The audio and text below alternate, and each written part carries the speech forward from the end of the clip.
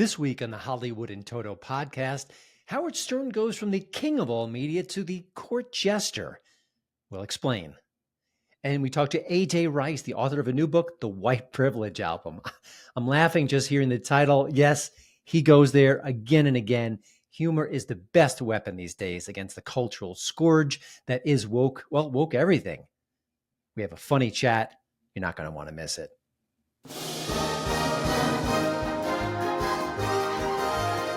Welcome to the Hollywood and Toto podcast. Entertainment news and reviews without the woke Hollywood narrative. Free speech, free expression. Now that's entertainment. And here's your host, award-winning film critic, Christian Toto. In the 1990s, I was the king of all Howard Stern fans. Except no substitutes. I was the guy. Loved the show. Grew up in New York City. Heard him on his old school WNBC. He was everything to me. He was funny. He was irreverent. He was distracting. I remember cleaning toilets at a bank was one of my first jobs, but it was okay. I had Zep spray, and I also had Howard Stern on my earphones. He made everything better. There was no one else quite like Howard Stern. I remember the day he was fired. I remember the day he came back on the radio. And of course, he eventually ended up in Sirius Radio, which became Sirius XM. And then over the years, I drifted away. I think our interests maybe diverged at some point. I mean, he is an older gentleman. Now he's 70 years old. And listen, things can't go on forever, and greatness doesn't stay great forever. And boy, oh boy, do I wish that Howard Stern, maybe a decade or so ago, just said, you know what? I've done everything I could possibly do in the radio medium. It's time for other people to take over. I think I'm done. But he didn't want to do that. He just kept collecting those huge Sirius XM checks, shrunk his work schedule down smaller and smaller. Good luck finding him during the summertime. He's on vacation. And now, of course, he's become a shill for the left. Now, listen, you can be left-leaning. There are some great comedians who are liberal. Look at Bill Maher. He's survived for decades being a left-leaning, maybe he's got a small L libertarian type. He didn't lose his mojo. He didn't lose his audience. He didn't lose his gravitas. Well, Howard Stern has lost all the above and then some. It's embarrassing. A few months ago, just as President Biden was showing the world how mentally compromised he was, he decided to drop by the Howard Stern show for a tongue bath. Yeah, it was wildly embarrassing, cringeworthy. I want to thank you for doing this today. I want to thank you for your compassion. You know, the reason I'm so excited to talk to you was because I wanted to understand the tragedy in your life and how you dealt with it. And you're the kind of leader I love because the king of all media. I know he's self-described, but the media ran with that title and it mostly stuck. Not anymore. So when he was anointed as the next person to interview Kamala Harris, I thought, oh gosh, how bad could it get? And I did protect myself. I didn't listen to the whole interview. I heard some snippets. And this particular snippet, well, it made my skin crawl. Am I exaggerating? Take a listen and see what you think for yourself. Even when I watch them on Saturday Night Live with the where they have Maya Rudolph playing you, I hate it. I don't want you being made fun of. There's too much at stake. I believe the entire future of this country right now, I mean, as America, land of the free, home of the brave, I think it's literally on the line. I agree with you. Now, a little context here. Saturday Night Live is as far left as old Howie these days. They ignore Democrats behaving badly. They pounce and seize on President Trump and other GOP officials again and again and again. Like Howard Stern, it was once a great show. It was once an institution. It was once irreverent. It broke all the rules. Now it just follows the rules. That's SNL today. And they barely lay a glove on Kamala Harris. It's been that way for years. And in recent weeks, they've kind of poked fun a little bit at her, which is certainly welcome, certainly necessary. Well, Howard Stern doesn't like that one bit. Now, can you imagine the Howard Stern of old, the crazy free speech guy who fought the system with every fiber in his body, telling SNL to hands off Kamala because this election is just too important? Embarrassing, cringe, just throw in the word that you want to use. It's not strong enough. But that's Howard Stern in 2024.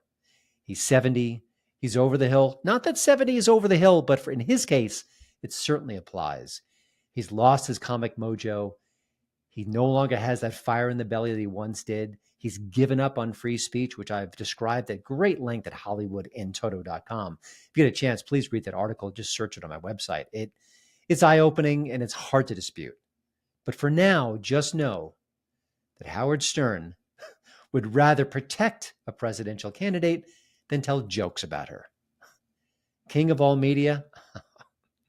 Come on, Howard, turn in your crown. You haven't earned it in a long, long time.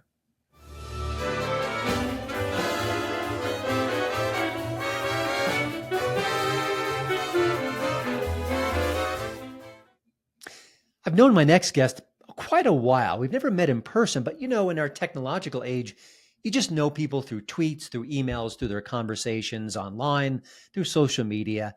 And of course, I've been very curious to see what AJ Rice has to say next. A couple of years ago, he made a book called The Woking Dead. And of course, you know exactly what that's about. It was brilliant, did quite well on Amazon. And now AJ is back. His new project is a new book. It's called The White Privilege Album. And of course, he is skewering DEI, the woke agenda, and so much more that's happening on the left that deserves to be skewered. And who does it better than AJ Rice?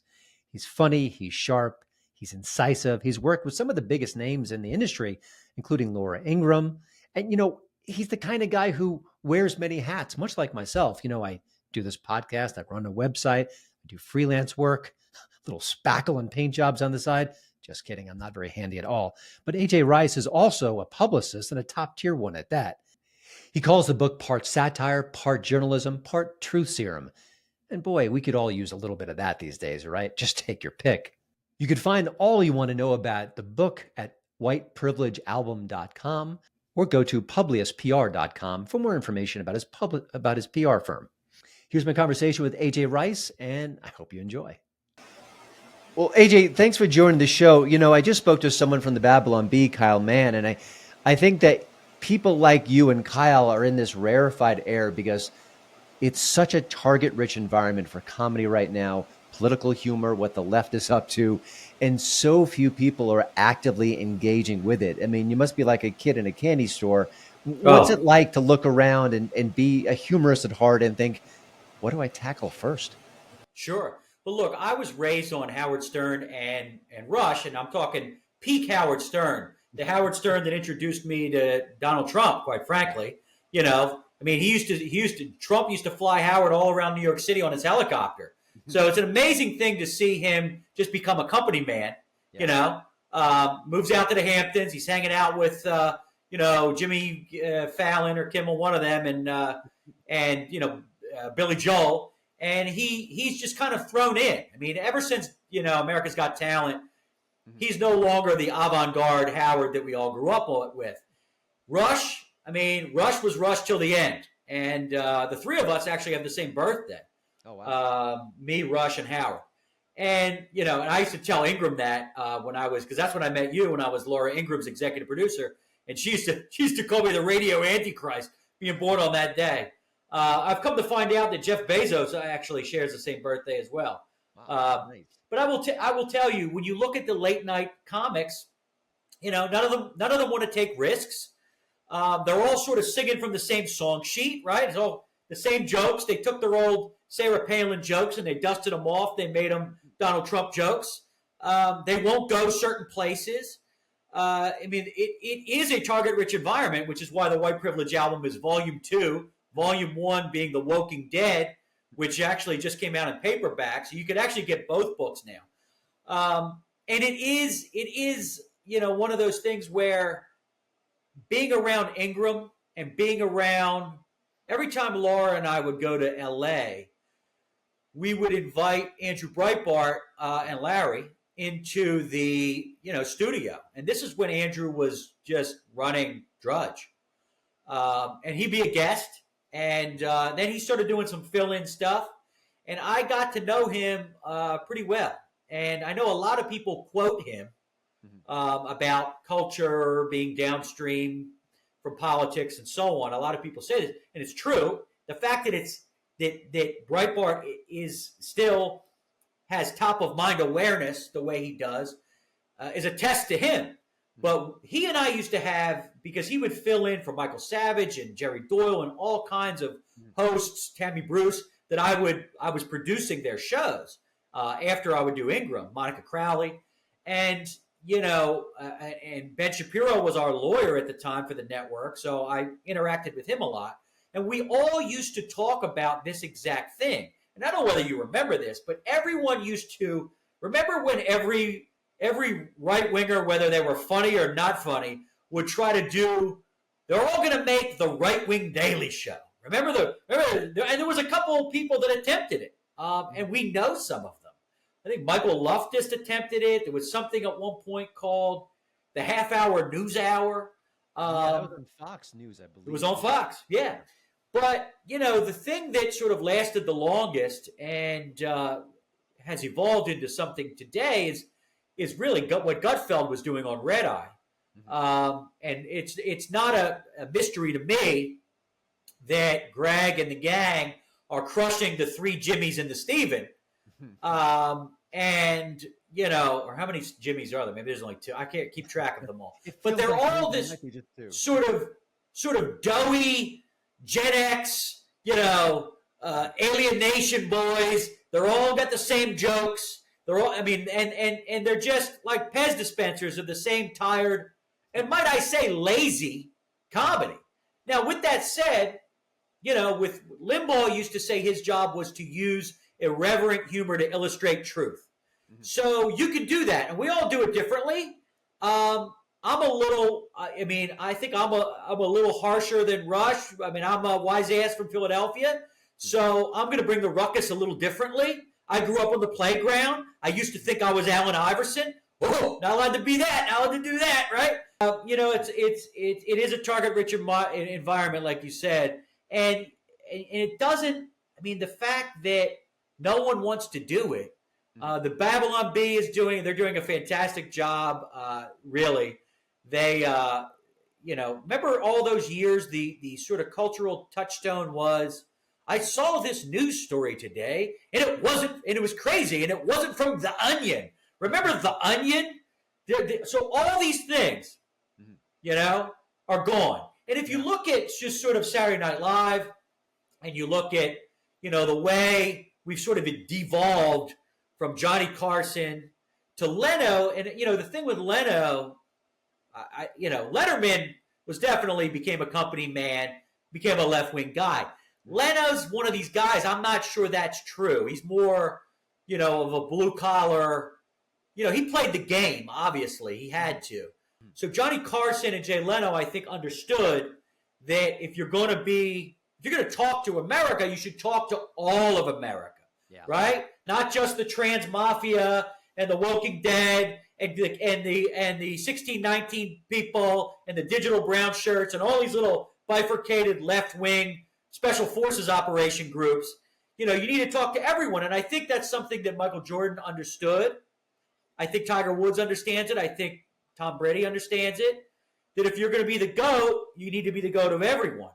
You mentioned sports entertainment. I think sports remains, for the most part, a true meritocracy, whereas entertainment, they've pushed this woke agenda where, it doesn't matter that it's not getting ratings or there's no audience there. We're going to keep doing it. I think that's course correcting a little bit now. I think Hollywood's finally realizing they can't do that. But that's what you're right on paper. But I think in recent years they've drifted away from that, which is kind of are. But I will tell you, with DEI and ESG and with some of these corporations, and particularly the NBA, NFL with the Black National Anthem, I don't really get that. But here's the thing. You could go to any auditorium in America. Here's the true test of who's the GOAT. You go to any auditorium in America, you will find the United Nations, especially in a public school. You ask all the kids wearing Jordans to stand up. It'll look like the Benetton ad. It'll be the great equalizer where white kids and Asian kids and black kids, they all want to fly like Mike.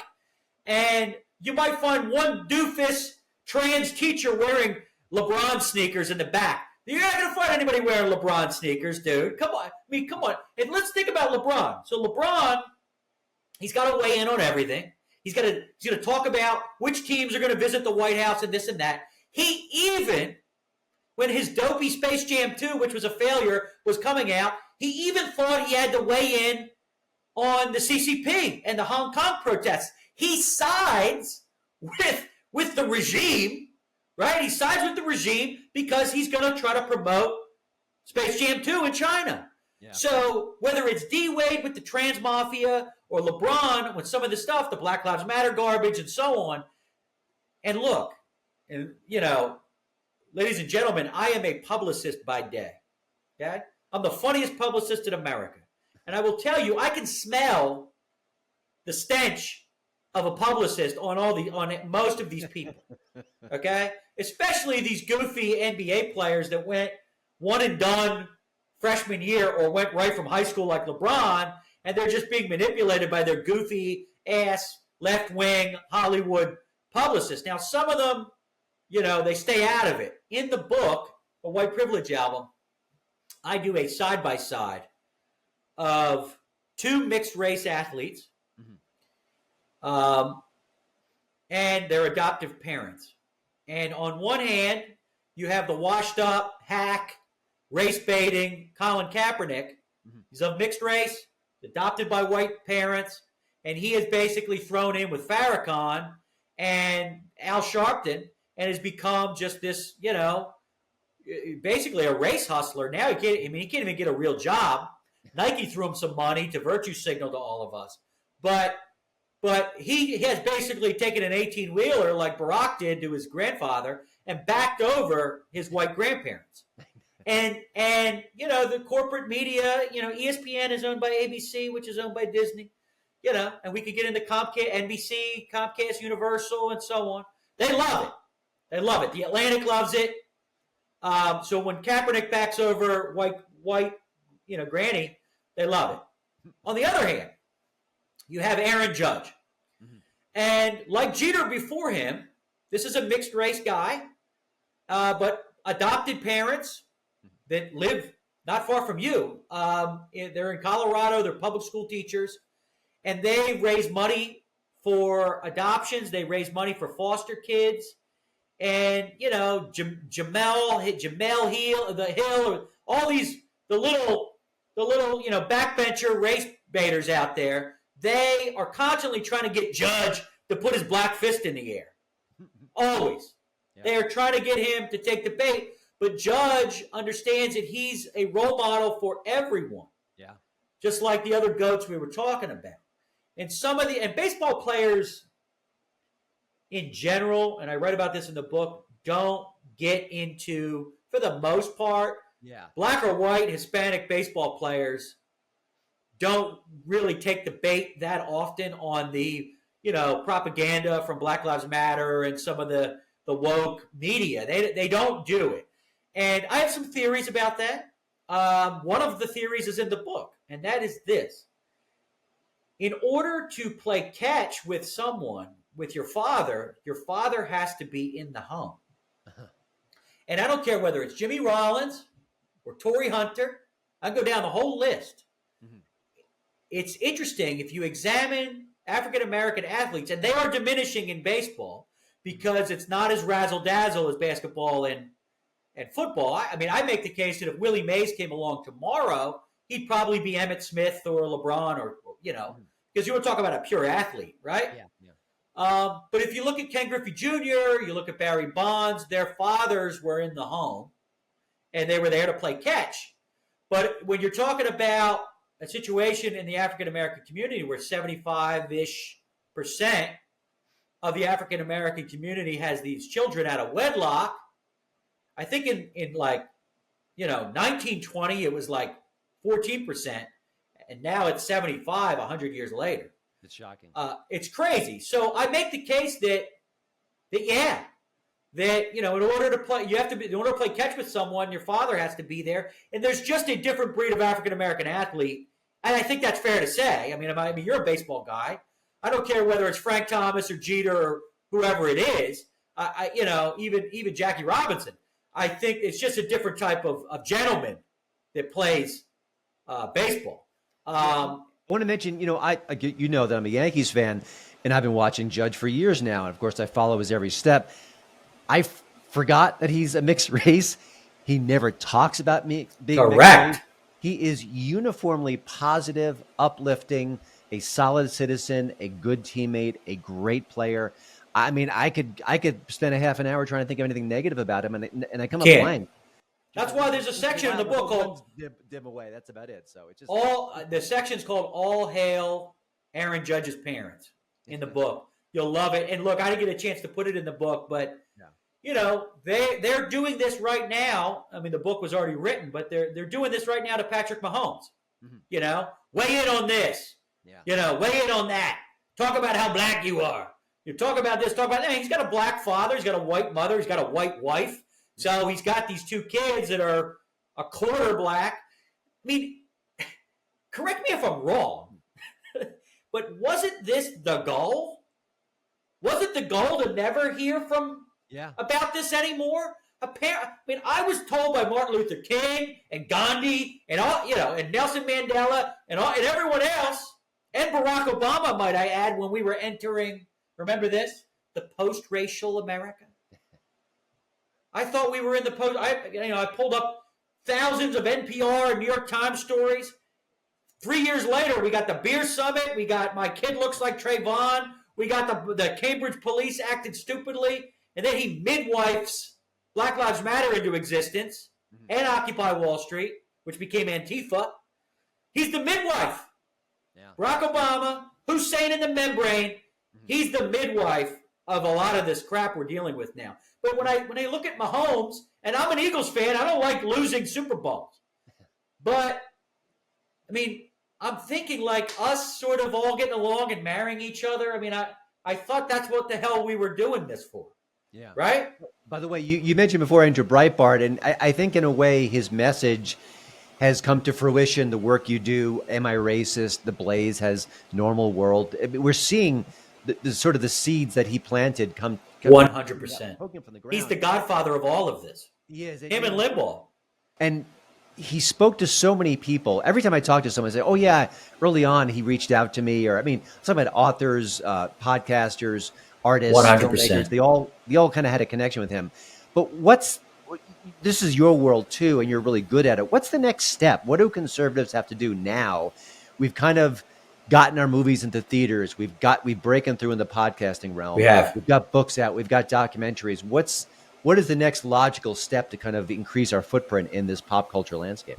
Well, I think the osmosis that is, you know, the echoes of Andrew Breitbart, they go towards Gutfeld and what his crew is doing. And they put out books and they tour. Tyrus and Kat Timpf go out there. Gutfeld is now a spot where certain comics that cannot get on stage at Caroline's or the Laugh Factory because of the types of jokes they tell, they can go there. So you can be showcased there. Now, we do have some left-wing guys that help us. I think Ricky Gervais and Chappelle and Maher on a lot of stuff, they're right. Yeah. You know, they know that when they come for Toto and Rice, you know, we're all going to be in the same gulag together. They know that. You know, they can vote. I mean, look, Dave Chappelle's not exactly Ben Carson, but if you tell a comedian, I mean, look, Seinfeld's not a right-wing guy, but he's out there doing the Pop-Tart movie. I was listening to what he was saying about how, I mean, he said in the past, I don't do colleges anymore, but he basically flat out said the left has made things unfunny. I watched Vince Vaughn recently talking about it. You know, we couldn't make Old School tomorrow. We couldn't make Swingers tomorrow. You know, there's tons of stuff we couldn't make. This is all good stuff. And the fact that Rumble exists as a counter to, I mean, really the most nefarious tech company is the Google YouTube situation. Because even Zuckerberg has taken it down a notch. He realizes that Elon looks cooler than him. And, you know, these dorks, they're all in competition. They all got laid when they were 30. Although Musk started having children, I guess, when he was 5. But they are in competition, and DEI and ESG, you know, they're flaccid. It's a flaccid move, okay? And Zuckerberg wants to still prove that he's you know, tough. So he sent that letter to Jim Jordan and said, "I'm going to stay out of it." So those are Breitbart victories. You might not think about it when you read it, But those are victories for all of us. Hollywood and Toto, Breitbart.com, the stuff Ben and the boys are doing at The Wire, the stuff Bannon does on War Room, the stuff, these podcasting, stuff that goes on Rumble and Lindale TV and Real America's Voice and Newsmax.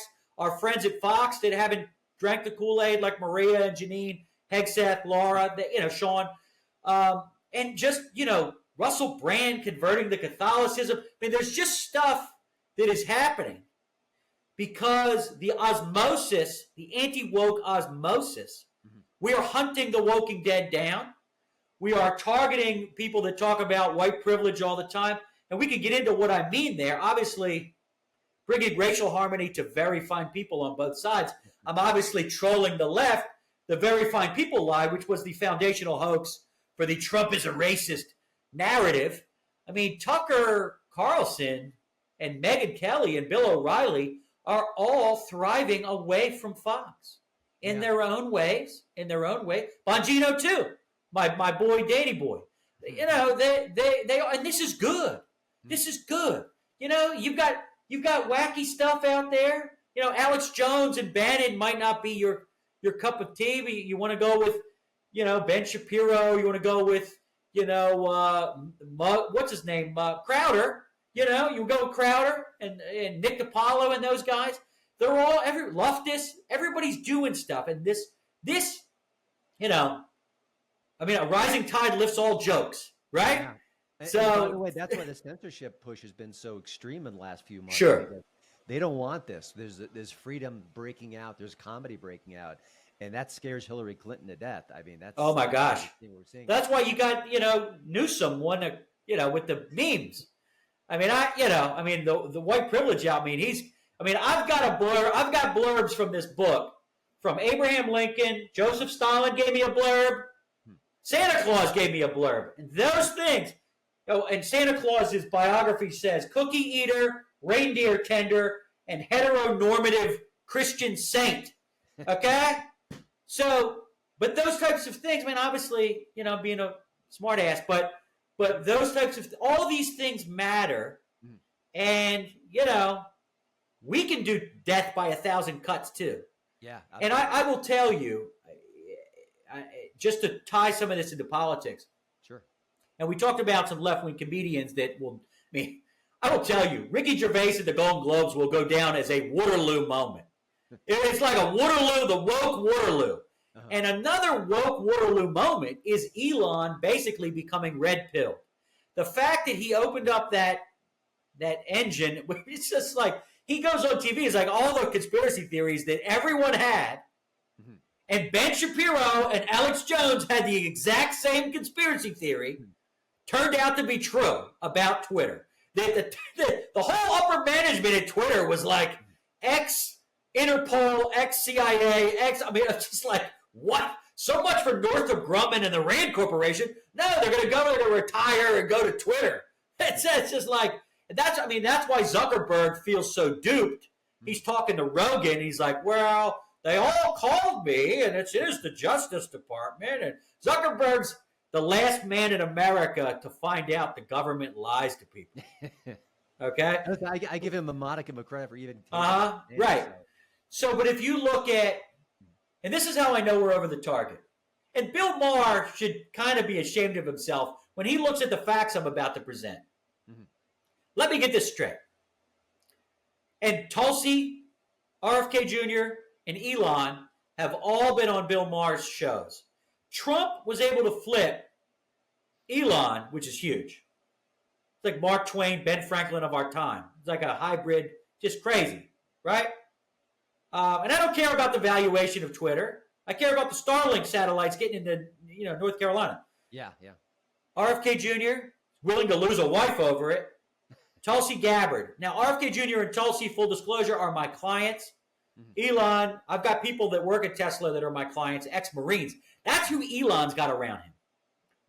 He's got ex-Marines around him, not freaking, people that used to work at DARPA and the NSA and all these other places.